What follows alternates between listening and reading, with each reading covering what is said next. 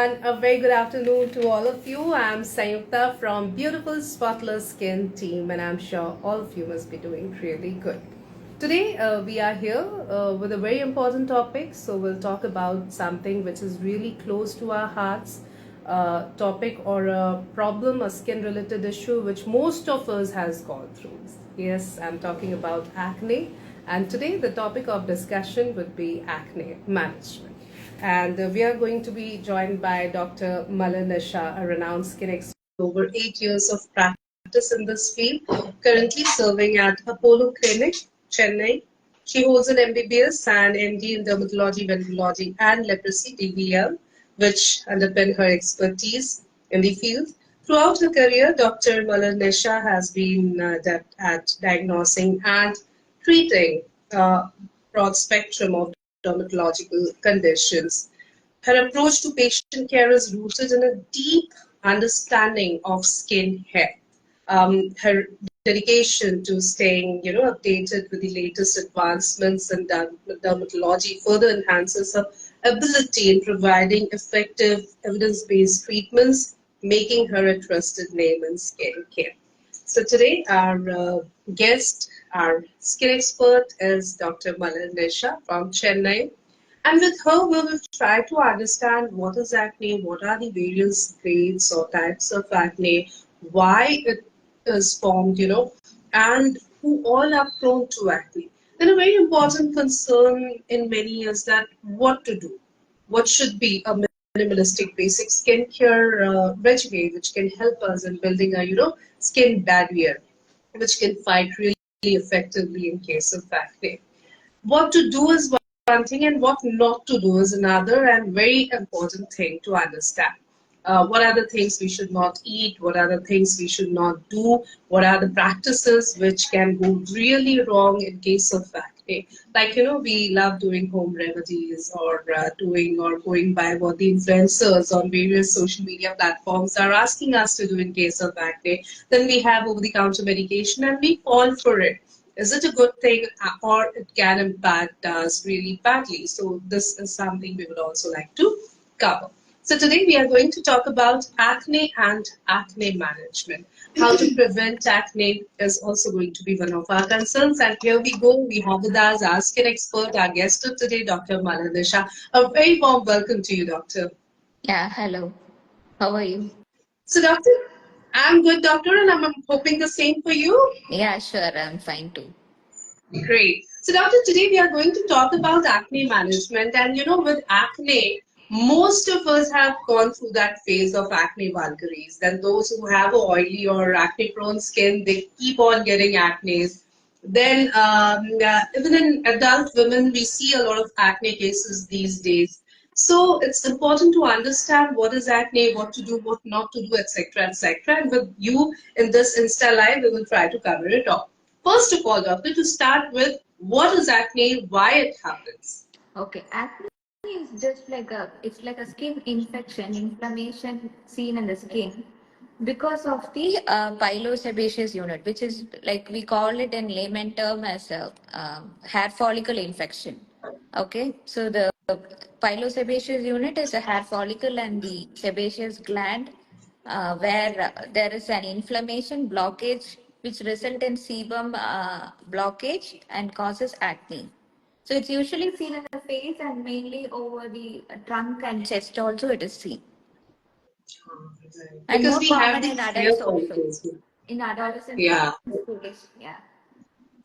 Now, doctor, we see various types, or probably they are the grades of acne. Initially we see very small ones, the what we call as lemon, whitehead, blackhead. Then Yeah. they are big, bigger, and very painful. So, what are these various grades of acne? Okay, see, the acne are of like mainly of four to five types. Like we call it as comedones, which is known as the blackhead and the whiteheads. Then it's papule, which will be more or like a bulged dome-shaped one, which will be like a skin color. Then pustules, of course, filled with pus, and cyst means like a bigger one, nodules, like you called it as a cyst. So the grade of acne depends on mainly the types of acne. How, like if it is a comedone alone, it's like just like you have only a blackhead and a whitehead, it's called as grade one. Grade 2 involves like papules, grade 3 with pustules, and grade 4 mainly with cysts, like the bigger acne. So Doctor, these are the many grades. times we see right. We see various patterns of acne, right? Like, there will be small acne or Yeah. small bumps on the forehead. Then a very common pattern of acne is in the butterfly area covering the cheek, the nose. We also see acne along the jaw side. So, do they tell us something? Do they symbolize us something? Okay, see the acne, if mainly on the face, if you get mainly on the forehead, it's mainly because of the whatever hair products we use. Like sometime if you use a hair spray or hair straightener or any kind of hair shampoo which contains more of oil content in it, so that will increase your acne on the forehead. So if you get it on the cheeks, it will be mainly because of the bacteria. So the bacteria will be like sometime like when you touch anywhere else and just keep your hands on your face, you just get your acne. Or through cell phones, of course. Like nowadays, we use a cell phone with our hands, like too much of whatever infection, it will just spread to our face also. So the cheeks and forehead are mainly of these type, and there's a T-zone which is known as the top of the forehead, nose, and the chin area. So where we get like mainly because of the sebum blockage, you get more oil production and you get acne. And over the chin area and neck, mainly in women, they get due to the hormonal imbalance. And if you get on your Right. back, truncal and all, it's mainly because of the dandruff. Like if you people are Okay. suffering from dandruff, they get acne. Okay, doctor. Now, doctor, we know as a fact that a good skincare regimen is important, but then we want a very basic, very minimalistic skincare routine that we can be more consistent with. Now, in the market, if we go by what the influencers say on various social media platforms, there are such elaborate skincare regimen, which are in trend these days. But of course, that's not practically possible to go for that on a routine basis. So, what could be a very minimalistic, basic skincare regimen also, which can help us in preventing acne, something which can really make a good skin barrier? Okay. Please suggest. The skincare regimen we have to follow according to our skin type, basically. So first we have to know what is our skin type. So if basically for an acne prone skin, it will be more of oily skin type or a combination skin. So we have to go for the products which are mainly for like oil free cleanser, oil free moisturizer, and which gives a good protection for our skin barrier also. Okay, so we are and a sunscreen also, it's a must to use for our skin protection. Mainly, like you said, like for the skin barrier to protect, it's better to go for a gel-based moisturizer in an acne-prone skin. So if you ask me, a basic skincare routine, a cleanser, which is very good, like an oil-free, light-weighted, water-based cleanser will be fine, and sunscreen. The second is a moisturizer, just to give a good amount of hydration. So for hydration, a good moisturizer which is not very creamy or heavy, it's better to go for a gel-based moisturizer. And sunscreen, of course, mainly a mineral-based sunscreen will be better option, so that like it just have an effect on reducing the inflammation if you have an acne-prone skin. Or even if your skin is sensitive, you can go for a mineral-based moisturizer containing titanium dioxide or zinc oxide. Right, fair enough. So, because as you said, cleanser, moisturizer, sunscreens, they are very important and should be part of your regular routine skincare thing. Now, the thing is with cleansers, especially those who have oily or, acne-prone skin, they feel that the acne is happening just because they are producing so much of sebum or oil. So they'll keep on cleansing their face again and again. Again, they feel that the particular cleanser face wash should form a lot of leather, a lot of foam, and that's how they are going to get a clean face. So is it true, doctor, or it's a myth, and we should not follow that practice of cleaning our face again and again? Okay. So washing your face twice daily is recommended. Okay, so 2 times a day is just recommended. But maybe if you're going out, like too much exposure to dust and pollutants are there, you can maximize up to 3 to 4 times, not more than that. And whenever we wash our face with a cleanser or the face wash, it's not necessary that we need to get the enough amount of foam. It's like it depends. For the cleanser, you won't get much amount of foam. So if it's a foaming Mm. face wash, you get a foam. So it's not necessary like we have to get more foam or lather to, remove all the dead skins and debris from our skin. It's like you can use it in a minimal amounts and not to have too much of application of cleanser and face wash also. Right. So minimum twice a day is Minimum okay. twice to maximum 3 to 4 times a day. Right. And for choosing the right kind of cleanser as per your skin type, as per your skin Yes. related issues, please go and consult your dermat. They'll help you in finding the right thing. Because Right. again, doctor, market is flooded with products. There are so many brands that are advertising. Then there are these influencers Yeah. who are endorsing these products. And we fall for it. So I think it's always a good idea to go and consult a Yeah, dermat it is in helping always you better to choosing these. consult a dermatologist so that they will just tell your skin type so that like it will be better option for us to choose the right amount of moisturizer, cleanser or whatever it is, even any skincare product. Right, right.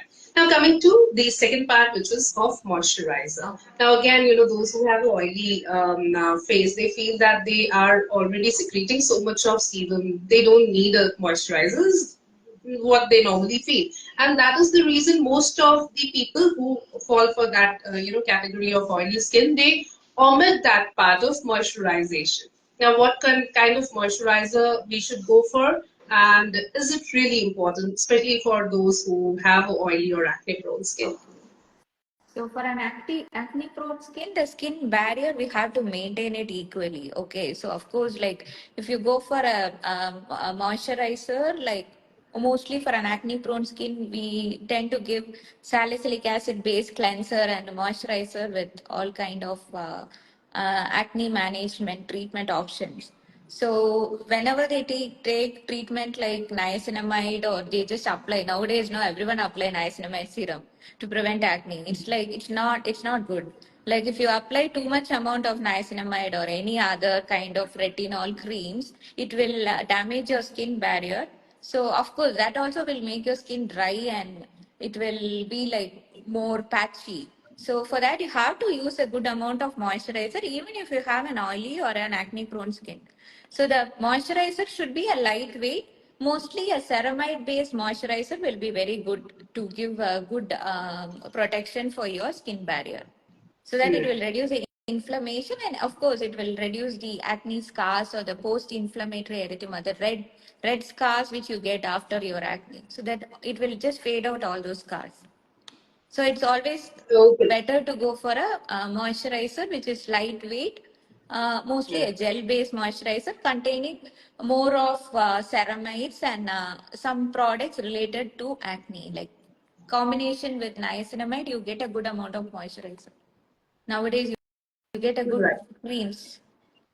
Mm, absolutely. And again, with sunscreen, so many of people still feel that sunscreen is something you need to apply only when you go out under the sun. Okay. And again, with those who have oily or, acne prone skin, they will feel that why to layer up our acne with sunscreens. And probably that is the reason still 67-70% of people are not using sunscreen on a routine basis.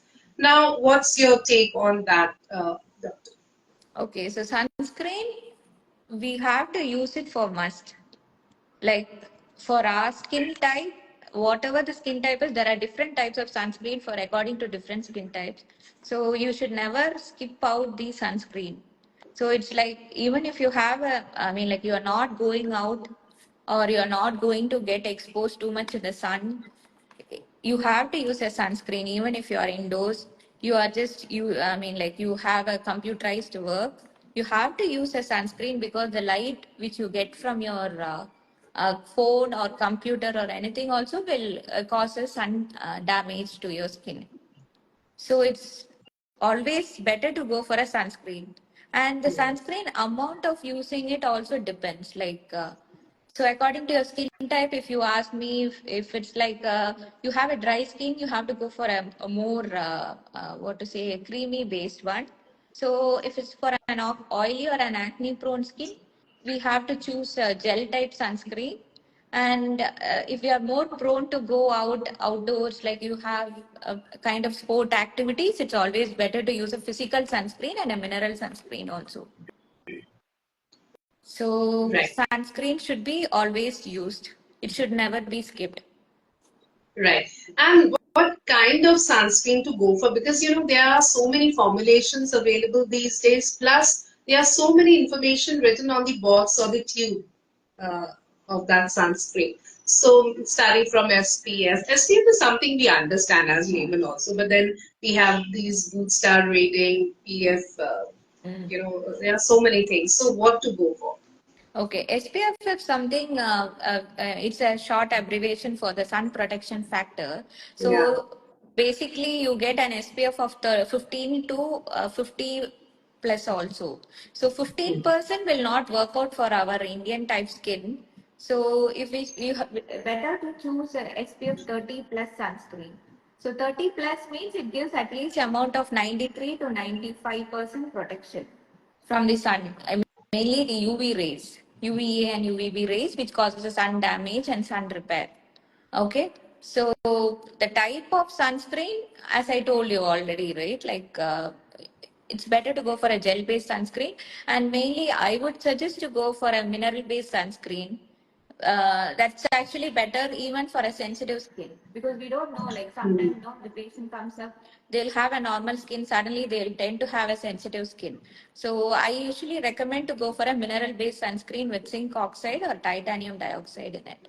So it's always better, and you can go for a tinted sunscreen also, which will give it will act as a primer. Like when we are using too much of makeup products, like workers depending on the makeup products, means like it's better to use a sunscreen as a primer, then apply the makeup products. So that also will be a very good option.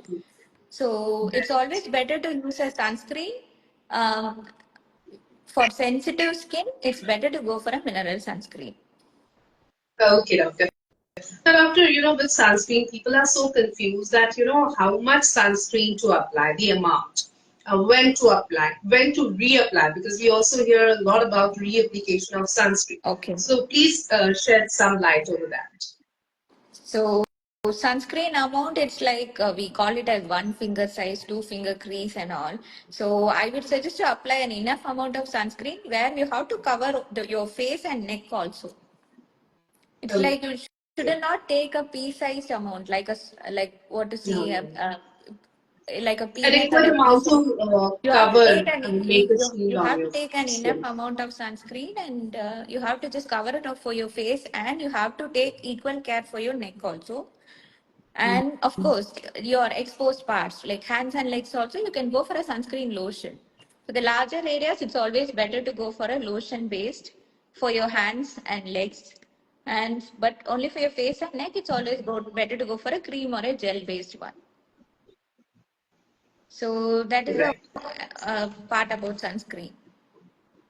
Okay, doctor. So cleanser, moisturizer, sunscreen, Sunscreen. they all are very important. The right product is equally important. And in case of doubt, please go and consult your dermat. That's They'll right. help you in choosing the right product. Now, doctor, a very common practice in our society is to go for home remedies or go for over-the-counter medication, topical applications, or go by what the influencers of various social media platforms are preaching about skincare.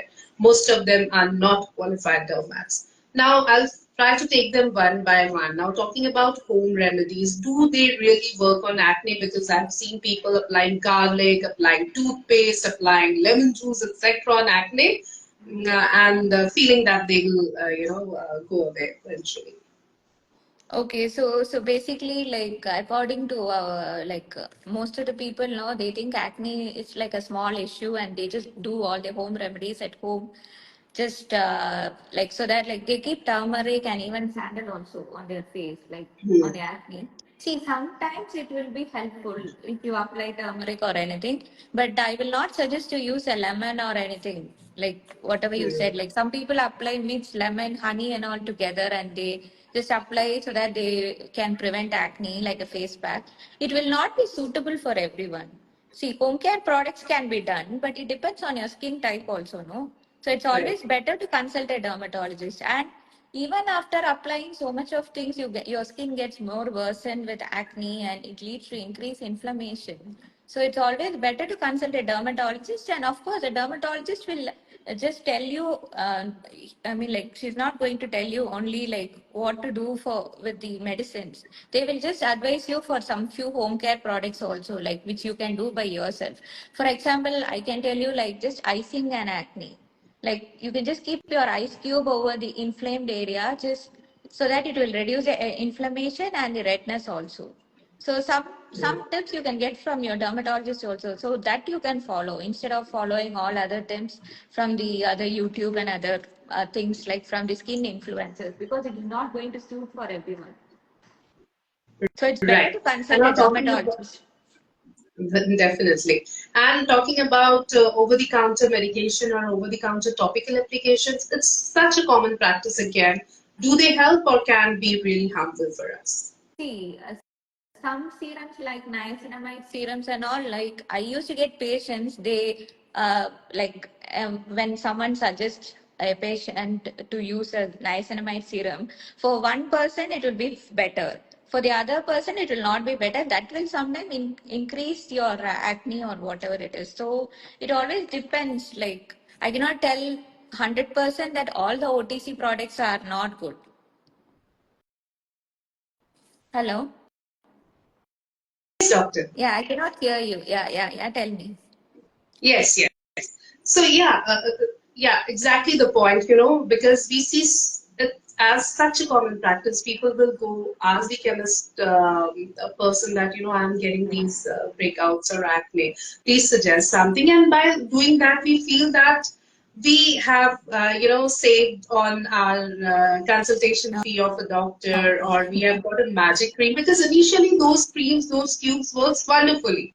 Later on, we realizes that we are getting addicted to that particular, thing. So why we initially see so much of, wonder job done by that cream? Okay, so certain medications, like certain ingredients in the acne cream or whatever the cream they give in the medical shop or the OTC, they do wonders initially. Like they'll make you brighter, they'll reduce your acne. But the thing is, that's just a temporary thing. Like some products like hydroquinone and all, it shouldn't be used like for a long time. So that it itself will induce your acne pigmentation, and more acne also it will increase. So that will be a lifelong procedure to treat your skin then. So it's always better, like, see, somebody, one person, for one person it will be good. So for the other person it will not be good. So that is a main problem. So that's what I've been keeping on telling, like we have to know our skin type, so according to that, it's better to use these skincare products. But what to do? Like everyone go for the you said no, for the cost wise effective. They do that, and of course they'll land up with all the troubles in the skin. Then of course, and later on they have to come to the dermatologist only. Right, that will increase your cost of treatment, that will Yeah. increase your So they length have to of go for other treatment. types of treatment and everything. So it's better Right, like, right. to consult at your early stage of acne or whatever the skin problem is. Right. So it's always a good idea to go and consult a qualified dermatologist as soon as you spot the breakouts or acne. Please consult the right person, which is a qualified dermat, because in India we also have this tradition of Yeah. going by what our friend is suggesting us, or our parlor auntie, etc. There are so many people, and with skin issues, I think it's so common to get suggestions and prescriptions from people. People, even will lend you their prescription. That I also had the issue. I went to the doctor and it really worked good on me. So here's the prescription. You get the medicines, you get the tube, and you get treated. But that should not be the case, because as doctor has just told us, it's important to diagnose the cause, A, everybody is different, everybody's skin is different, so it's important to go for the right approach, which is to a qualified dermatologist. Now, doctor, again, influencers are there, as I said, and they are either they are endorsing a product or they are, telling us what to do, what not to do. How some of the DIYs are so common these days. So, what's your take on that? How would you like to address that issue? Um, Product selection, as I told you, it's like it will work wonders for many people, but it will not work wonder for other people. So DIY products, like you mean to say about the home care products, or okay. So if you ask me, I told you right, like it's an icing the acne is a good option. Then apart from that, like papaya, no, just if you take a good amount of papaya pulp, some people you can just apply it on your face, that also will reduce your acne. Like I'm just telling only for the acne and the sensitive skin, not for every skin. So for some people, no, they apply a good amount of milk and milk powder, and along with garlic they put, and lemon, everything they'll do. So that and all I will not suggest. So because sometimes, no, for lemon and honey will have a bleaching action, okay, but that's not good for everyone. So they tend to get more Right. kind of your skin become like, sometimes the skin also will get burnt if you apply garlic and all to it. Like some people know they have that habit of applying onion, garlic, everything and all on the face. So some products are good. Like I told you, I seen this kind of papaya. Then I'm just applying little amount of curd, or I mean like with honey, just not for acne skin, but that will reduce your what to say, like tanning. It will just reduce your Mm. tanning, and Right. give a good amount of glow. So food items are for consumption, don't Yeah, apply so them on food, your food, face. And food maybe, also, like, so whatever we apply on the skin, you have to just take intake is also very good. I mean, like it should be very good ah, to have a good skin, good outer glowing skin. So the food right. items, you can take lot of fruits and vegetables basically for the skin.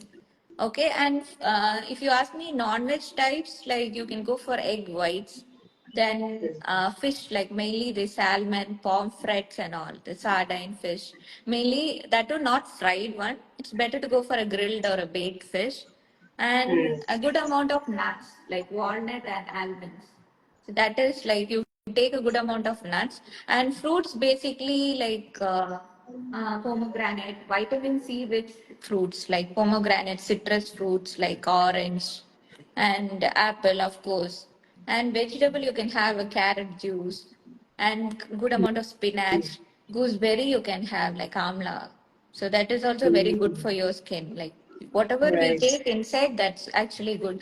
And foods, some foods you have to avoid, like something like all these junk foods, we call it as like pastas, that too with so much of cheesy pastas, no? So we Mm. just avoid all the milk products. So milk and milk Okay. products, like it's better like not to take if you have an acne prone skin, because that will sometimes increase your hormonal fluctuations and leads to more oil production. So Mm. mainly the sugary fruits also, like that will increase your insulin levels, of course. Because of that, you will get more acne. So the sugary foods, like too much of soft drinks with like cola and all, and Mm. other foods like cereals, instant cereals. So all those sometime will the corns, whatever you get the corn in the tin corns, no, like whatever preserved corns. Yeah. So everything it's better to avoid. Fresh food is always a good Fresh food idea. is always better. Yeah. Yeah.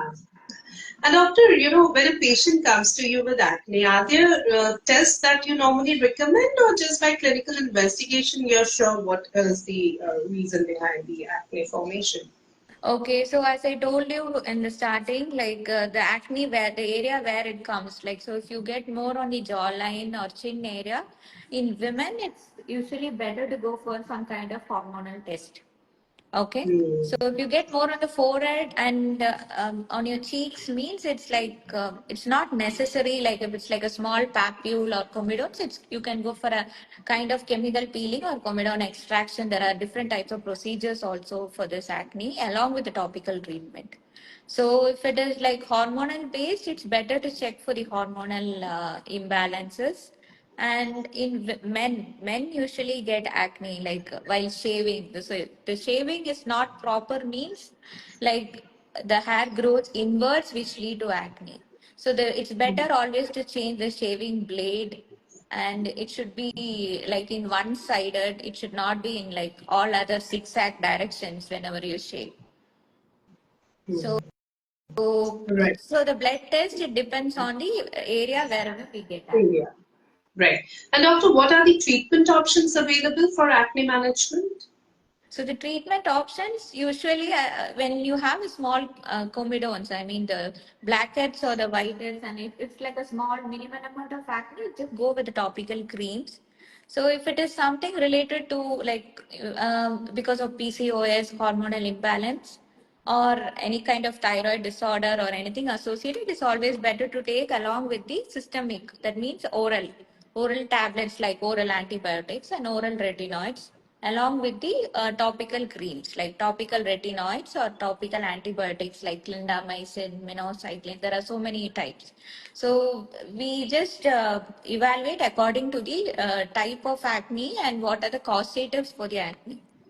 So depending on that, we give medicine, and there are various office procedures also, like chemical peels, mainly based for the acne, like which contains a combination of salicylic acid and other components, which can be given as an in-office procedure, like so that like if you have an enormous amount of acne, like with cysts and nodules, along with the systemic, it's better to go with the what to say, the chemical peels also.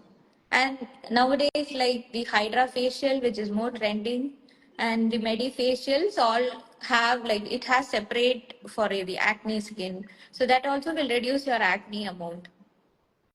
Right. Now, doctor, acne is one thing, treating acne is one thing, and treating post-acne pigmentary marks or scars, they look like the bigger challenge. So, anything that we can do to prevent those post-acne marks or scars, and if at all that, marks or scars are there, how do you treat it? Okay, so the post-acne marks and scars usually comes whenever we touch your acne or we pick it or we scratch the acne.